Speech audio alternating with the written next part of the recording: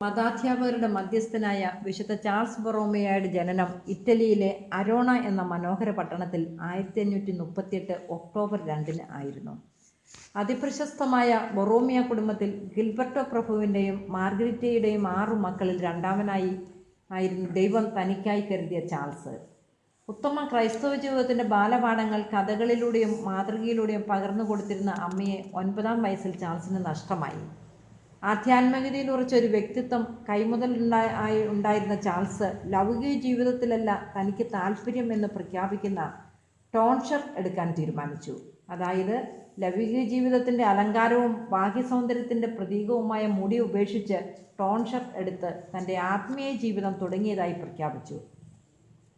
പിതാവിൻ്റെ നിർദ്ദേശപ്രകാരം അദ്ദേഹം മിലാനിലെത്തി വിദ്യാഭ്യാസം തുടർന്നു. 20-ാം വയസ്സിൽ പിതാവ് നഷ്ടപ്പെട്ട അദ്ദേഹം ഭാരിച്ച സമ്പത്തുള്ള ബൊറോമിയ കുടുംബത്തിൻ്റെ ചുമതല ഏറ്റെടുക്കേണ്ടി വന്നുവെങ്കിലും നിർബന്ധ ബുദ്ധിയോടെ പഠനം തുടർന്നു. 1559 സിവിൽ കാനൻ നിയമങ്ങളിൽ ഡോക്ടറേറ്റ് നേടി. ആ വർഷം തന്നെ അദ്ദേഹത്തിൻ്റെ അമ്മാവൻ പിയൂസ് 4 മാർപ്പാപ്പയായി തിരഞ്ഞെടുക്കപ്പെട്ടു. 1560 ചാൾസ് റോമിലേക്ക് വിളിക്കപ്പെട്ടു. വത്തിക്കാൻ സ്റ്റേറ്റ് സെക്രട്ടറിയായി നിയോഗിക്കപ്പെട്ടു. ആ കാലങ്ങളിൽ അദ്ദേഹം സ്ഥാപിച്ച അക്കാഡമി ഏറെപ്പേരുടെ രചനകളിലൂടെയും ഗ്രന്ഥങ്ങളിലൂടെയും പ്രൊട്ടസ്റ്റന്റ് വിപ്ലവം തളർത്തിയ സഭാ ചിന്തകളെ ശക്തിപ്പെടുത്താൻ സഹായിച്ചു. സഭയെ സുപ്രധാന വഴിത്തിരിവിലേക്ക് നയിച്ച ട്രെൻറ്റ് സുനഹദോസിൻ്റെ 3-ാം ഘട്ടം വിശുദ്ധ ചാൾസിൻ്റെ സംഭാവനയായി കണക്കാക്കപ്പെടുന്നു. 1563 ഡിസംബറിൽ നടന്ന ട്രെൻറ്റ് സുനഹദോസിൻ്റെ ഈ ഘട്ടമാണ് സെമിനാരി വ്യവസ്ഥയ്ക്ക് തുടക്കം കുറിച്ചത്. അദ്ദേഹം സഭയ്ക്ക് പൊതുവായി ഒരു മതബോധന ഗ്രന്ഥം തയ്യാറാക്കുകയും ഞായറാഴ്ചകളിൽ എല്ലാ ഇടവക പള്ളികളിലും മതബോധനം നൽകാൻ നിർദ്ദേശിക്കുകയും ചെയ്തു. കുട്ടികൾക്കുള്ള വിശ്വാസ പരിശീലനം പുതിയ രീതിയിൽ കൊണ്ടുവന്നു. കുട്ടികളെ പ്രായമനുസരിച്ച് തിരിക്കുകയും അതിനനുസരിച്ച് ഗ്രന്ഥങ്ങൾ രചിക്കുകയും ചെയ്ത് വിശ്വാസ പരിശീലനത്തെ നിയതമായൊരു ചട്ടക്കൂട്ടിൽ കൊണ്ടുവന്നു. ഈ കാലമൊക്കെയും അദ്ദേഹം ഒരു അന്മായനായി തന്നെയാണ് നിലനിന്നത്. വിവാഹിതനാകണമെന്ന കുടുംബാംഗങ്ങളുടെ നിർബന്ധത്തെ അവഗണിച്ച് അദ്ദേഹം 1563 സെപ്റ്റംബർ 4 വൈദികനായി അഭിഷേകം ചെയ്യപ്പെട്ടു.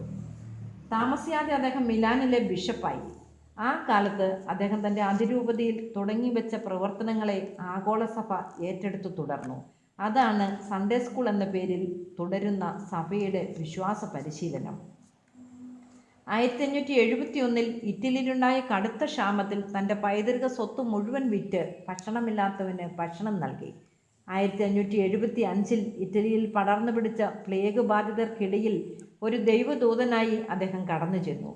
1578 അദ്ദേഹം ഒബ്ലേറ്റ്സ് ഓഫ് സെൻറ്റ് അംബ്രോസ് എന്ന സന്യാസ സംഘടന സ്ഥാപിച്ചു.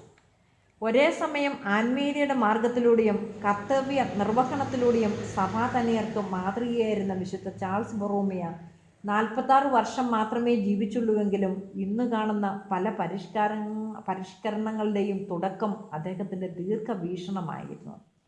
അങ്ങയുടെ സബദത്തിലേക്ക് ഞാനിതാ വരുന്നു എന്ന് പറഞ്ഞുകൊണ്ട് 1584 നവംബർ 3 അദ്ദേഹം തൻ്റെ സ്വർഗീയ പിതാവിൻ്റെ ഭവനത്തിലേക്ക് യാത്രയായി.